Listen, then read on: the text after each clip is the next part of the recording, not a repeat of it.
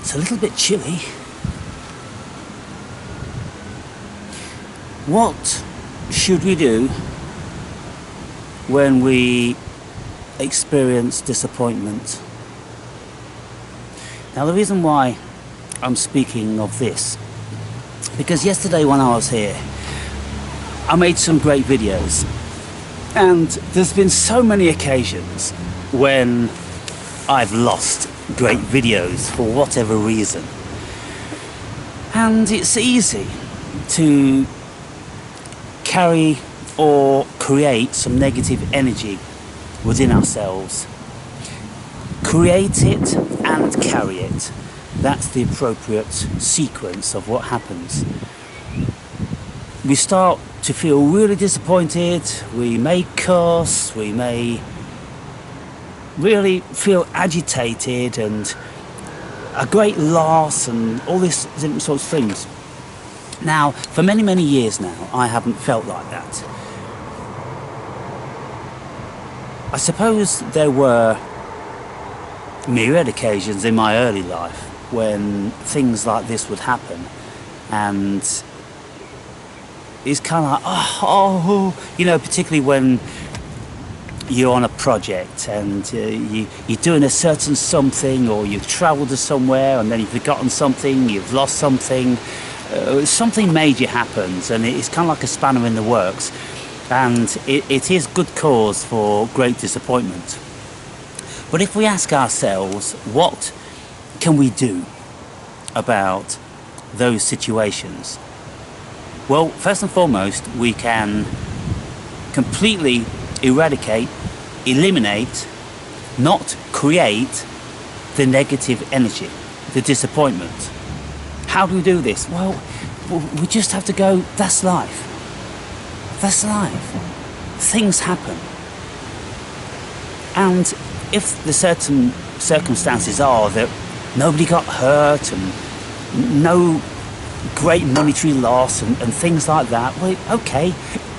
For instance, one occasion when I was in Australia with the mother of my daughter, before my daughter was born, we were travelling around the whole of Australia. We travelled 12,000 miles around that continent, and we took a couple of thousand of photos. Now, on this particular day, we took a boat trip out to a certain island, and it was wonderful. We had a great laugh and met some great people. This was when I was 21 years old.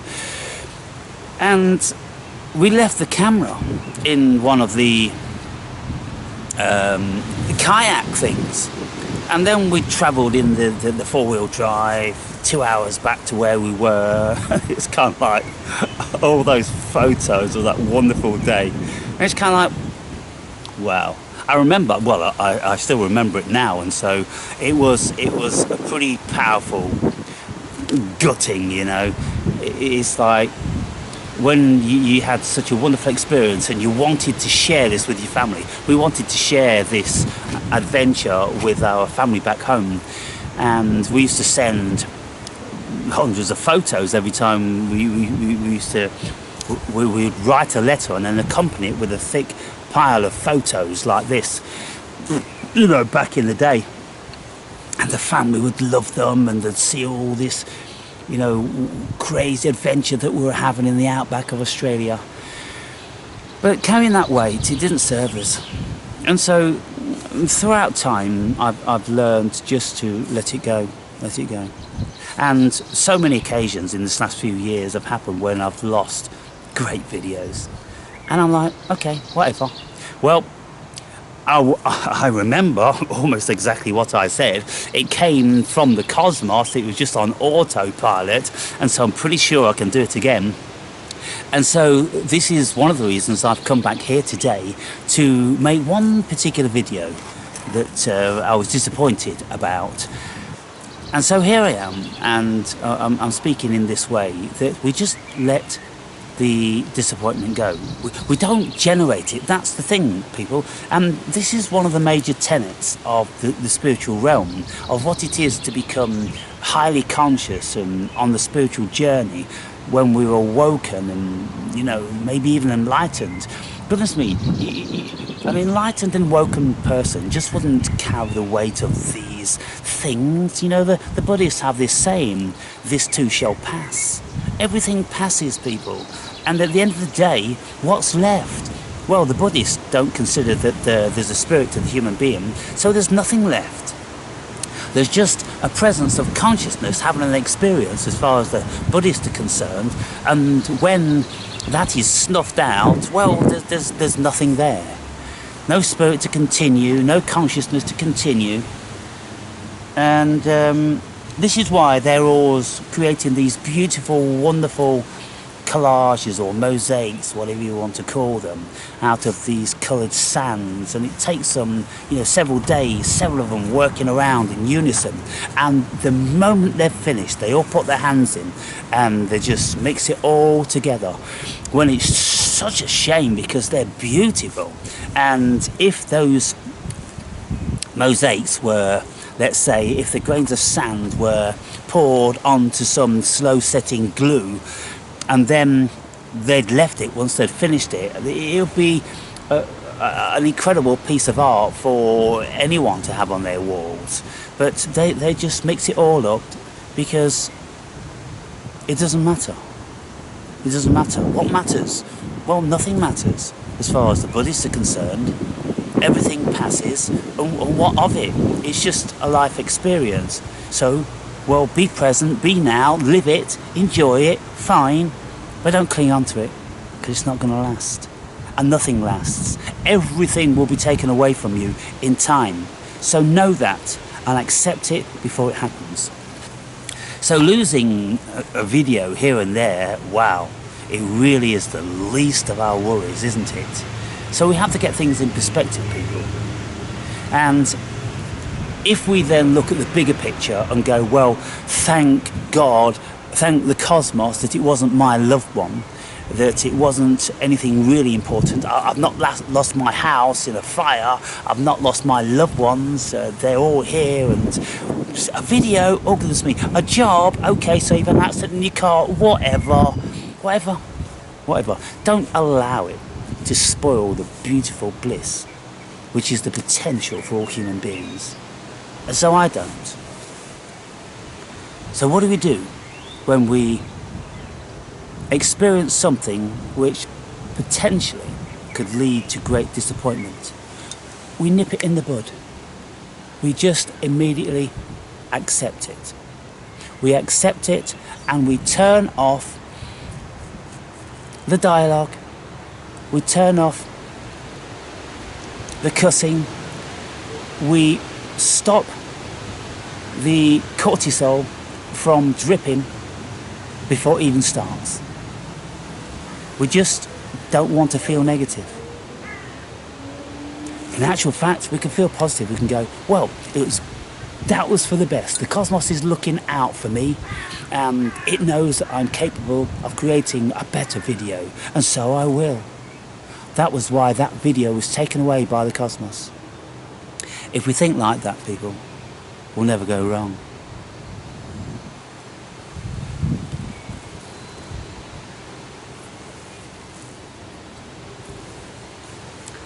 Let me just show you around here so you appreciate what's going on here. Listening to the leaves rustle in the trees, and it's a beautiful thing. There's a little bit of light flickering through the clouds now and again. It's a moderately windy day, so all of the trees are in animation, and everywhere I look the trees are dancing, and they're all asking me, do I enjoy their dancing? Are you enjoying my dancing? And I am. Why am I? Because I have this deep inner contentment and joy for existence. I'm not poisoned. Look at this, people.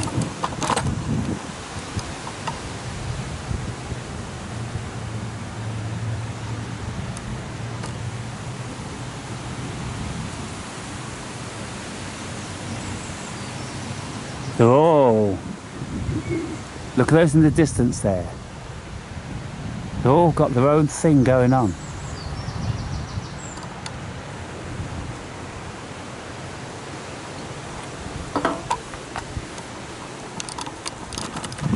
Now, if you can sit down like this and feel 1,000,000,000% content with life and yourselves, well, you're in the kingdom of God.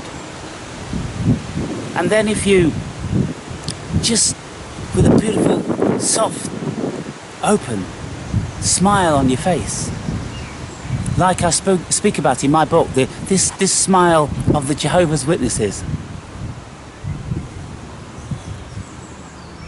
that you get when you take DMT with open eyes. You look at the world. You're feeling ecstatic. It's incredible. What's going on here, people? It is incredible. And this is why I'm so desirous. I'm so tenacious. I'm so steadfast. I'm so consistent with the message. The kingdom of God is within you. It truly is. And yet most of you do not see. Now, I made a few notes today. And one of the notes I put down was that I am Jesus 2.0. I am the new Jesus. Now, lots of people will find offence because they've been so indoctrinated into what Jesus was and is. I have a whole different perspective on Jesus. And it's this perspective that Jesus had actually himself. It isn't the perspective which was conjured up and created in the New Testament. No, it's the perspective that Jesus had himself. The perspective that the kingdom of God is within you all. And whatever I can do, being Jesus, you can do more. So opening up the glory and kingdom of God to everyone. Not just those that beg and pray and kiss Yahweh's sandals and all the rest of that nonsense. No, the kingdom of God is within you all. What is it? It's a beautiful, tranquil mind and a still heart.